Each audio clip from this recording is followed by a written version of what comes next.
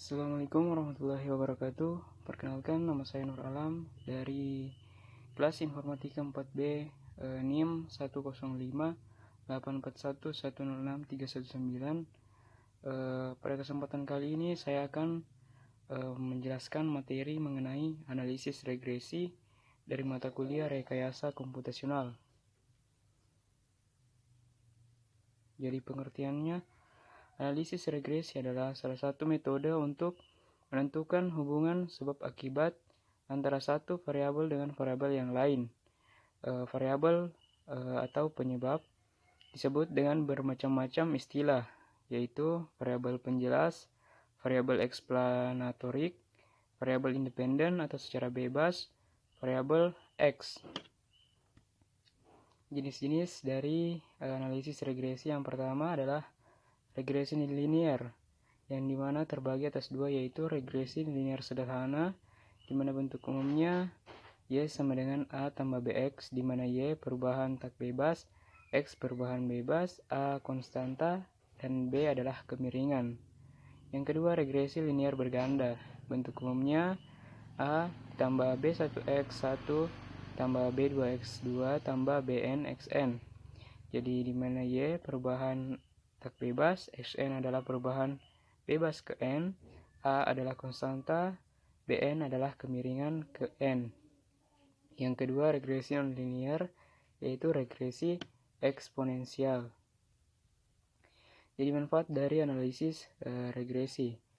Analisis regresi sangat berguna dalam penelitian, antara lain yang pertama, model regresi dapat digunakan untuk mengukur kekuatan hubungan antar variabel, respons, dan variabel prediktor. Yang kedua, model regresi dapat digunakan untuk mengetahui pengaruh suatu atau beberapa variabel prediktor terhadap variabel respon. Yang ketiga, model regresi berguna untuk memprediksi pengaruh suatu variabel atau beberapa variabel prediktor terhadap variabel respons. Jadi bentuk hubungannya, yang pertama, berat orang dewasa laki-laki sampai taraf tertentu akan bergabung kepada tinggi badannya. Yang kedua, hasil produksi padi akan sangat bergantung pada jumlah dan kualitas pupuk yang digunakan. Yang ketiga, hasil omset penjualan sebuah supermarket akan dipengaruhi oleh banyaknya pengunjung. Yang keempat, produktivitas kerja suatu institusi sangat bergantung pada motivasi kerja dan kompetensi pegawai pada institusi tersebut. Yang kelima, tekanan dari semacam gas akan bergantung pada besaran temperatur yang diberikan. Dan yang terakhir, efektivitas organisasi yang sudah berjalan baik akan mendukung mekanisme proses pendistribusian beras bagi masyarakat miskin. Jadi model-modelnya, yang pertama, hubungan simetris terjadi apabila variabel yang satu disebabkan atau dipengaruhi oleh variabel yang lainnya. Yang kedua, hubungan asimetris terjadi antar dua variabel atau lebih, yang satu menyebabkan variabel yang lainnya. Yang ketiga, hubungan timbal balik terjadi apabila variabel yang satu dapat menjadi sebab dan juga bisa merupakan akibat dari variabel yang lainnya. Jadi contoh kasusnya, seorang engineer ingin mempelajari hubungan antara suhu ruangan dengan jumlah cacat yang diakibatkannya, sehingga dapat memprediksi atau meramalkan jumlah cacat produksi jika suhu ruangan tersebut tidak terkendali. Engineer tersebut kemudian mengambil data selama 15 hari terhadap rata-rata atau mean suhu ruangan dan jumlah cacat produksi. Jadi langkah yang pertama, penentuan tujuan, yaitu memprediksi jumlah cacat produksi jika suhu ruangan tidak terkendali. Selanjutnya langkah kedua, identifikasi variabel penyebab dan variabel akibat. Jadi variabel faktor penyebab atau X adalah suhu ruangan, kemudian variabel akibat atau Y adalah jumlah cacat produksi. Jadi langkah ketiga, pengumpulan data, di mana data yang telah dikumpulkan mulai dari tanggal 1 sampai tanggal 15, yaitu didapatkan rata-rata suhu ruangan X dan jumlah cacat atau Y. Kemudian langkah keempat, menghitung nilai X kuadrat, Y kuadrat, kemudian X dikali Y, dan nilai totalnya. sehingga didapatkan data sebagai berikut.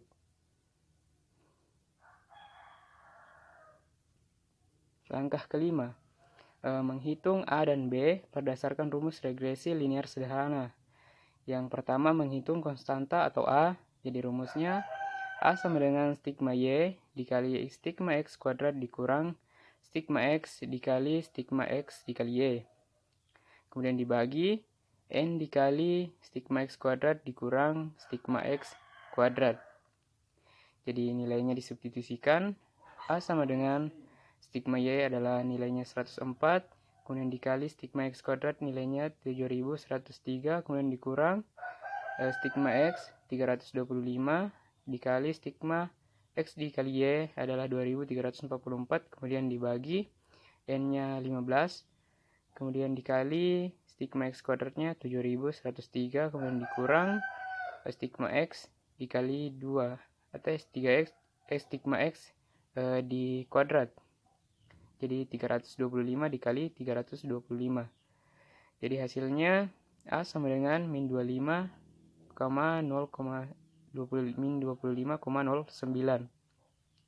Selanjutnya menghitung koefisien regresi atau B. Jadi rumusnya B sama dengan N dikali stigma XY, kemudian dikurang stigma Y dikali stigma X. Kemudian dibagi N dikali stigma X kuadrat dikurang stigma X kuadrat. Jadi kita substitusikan nilainya. B sama dengan 15 dikali 2344 dikurang 104 dikali 325 dibagi 15 dikali 7103 dikurang 325 dikali 325. Jadi B sama dengan 1,47. Kemudian langkah ke-6, membuat model persamaan regresi. Jadi model persamaan regresinya yaitu Y sama dengan A ditambah BX. Kemudian kita substitusikan nilainya. Y sama dengan dimana nilai A-nya tadi min 25,09 ditambah nilai B-nya 1,47X.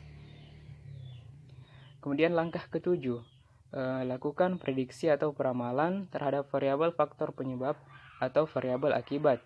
Jadi yang pertama, prediksikan jumlah cacat produksi jika suhu dalam keadaan tinggi atau variabel X, contohnya 30 derajat Celcius. Jadi Y sama dengan min 25,09 ditambah 1,47 dikali 30. Jadi Y adalah 19,01. Jadi jika suhu ruangan mencapai 30 derajat Celcius, maka akan diprediksikan akan terdapat 19,01 unit cacat yang dihasilkan oleh produksi. Yang kedua, jika cacat produksi atau variabel Y yang ditargetkan hanya boleh 4 unit, maka berapakah suhu ruangan yang diperlukan untuk mencapai target tersebut? Jadi kita substitusikan nilai Y-nya itu adalah 4. Jadi 4 sama dengan min 25,09 ditambah 1,45X. Kemudian nilai X-nya kita pindah-ruaskan. 1,45X sama dengan 4 ditambah 25,09 yaitu 29,09. Jadi X sama dengan 29,09 dibagi, kita pindah ruaskan 1,45-nya kemudian dijadikan pembagi. 29,09 dibagi 1,45 hasilnya adalah 20,06. Jadi prediksi suhu ruangan yang paling sesuai untuk mencapai target cacat produksi adalah sekitar 20,06 derajat Celcius.